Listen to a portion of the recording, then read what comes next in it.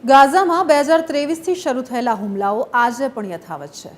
ચોતરફ થઈ રહેલા હુમલાથી ગાઝાની સ્થિતિ એ હદે વણસી છે કે લોકો ખોરાક પાણી માટે પણ તરસી રહ્યા છે। ત્યારે ઇઝરાયલ તરફથી કરાયેલા વધુ એક હુમલાએ ગાઝામાં વિનાશ ફેર્યો। હાલમાં ગાઝાની પરિસ્થિતિ શું છે, જોઈએ ખાસ અહેવાલ।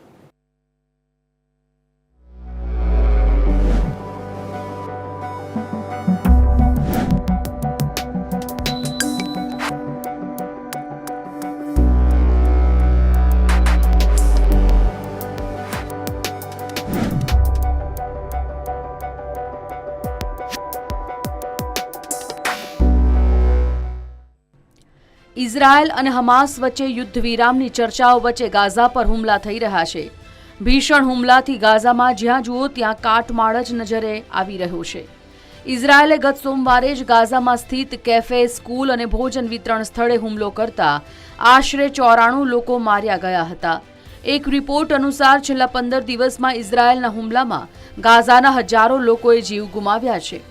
હુમલાના પગલે સ્થિતિ એ હદે દયનીય બની છે કે ગાઝામાં રહેતા 23 લાખ લોકો સામે ભૂખમરાનું સંકટ ઊભું થઈ ગયું છે। હુમલાએ વેર્યો વિનાશ। ગઈકાલે હુમલામાં 95 લોકોના મોત થયા, જેમાંથી 39ના મોત તો એક જ કેફેમાં થયા। અલબાકા કેફે નજીક હુમલામાં 30 પેલેસ્ટિયન માર્યા ગયા।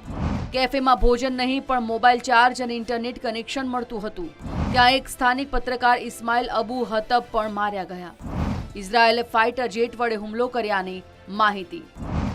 ગાઝાના સ્વાસ્થ્ય અધિકારીઓના જણાવ્યા અનુસાર 7મી ઓક્ટોબર 2023થી અત્યાર સુધીમાં હુમલામાં 56,500 પેલેસ્ટિયન મોતને ભેટ્યા છે। ગાઝામાં પીડા અને ક્રૂરતાનું સ્તર અસહ્ય છે। પેલેસ્ટિયનને સામૂહિક ધોરણે મારવામાં આવી રહ્યા છે।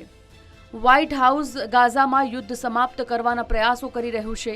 અમેરિકાના એક વરિષ્ઠ અધિકારીએ જણાવ્યું કે તેઓ હવે ગાઝા અને ઇઝરાયલ વચ્ચે યુદ્ધ વિરામ કરાર અને બંધકોને મુક્ત કરવા પર પણ ચર્ચા કરી રહ્યા છે। એવામાં ઇઝરાયલ અને ઈરાન વચ્ચે સીઝફાયર કરાવ્યા બાદ ડોનાલ્ડ ટ્રમ્પ ઇઝરાયલ અને હમાસ વચ્ચે ચાલી રહેલી યુદ્ધ રોકવા પર ધ્યાન કેન્દ્રિત કરી રહ્યા છે। ટ્રમ્પે પણ ગત શુક્રવારે સંકેત આપ્યો હતો કે આગામી સપ્તાહ સુધી યુદ્ધ વિરામ પર સહમતિ મળી શકે છે। મહાસત્તા મેદાને આવતા હવે આગામી દિવસોમાં યુદ્ધ વિરામ કરાર થઈ શકે છે। Bureau report, TV13 Gujarati.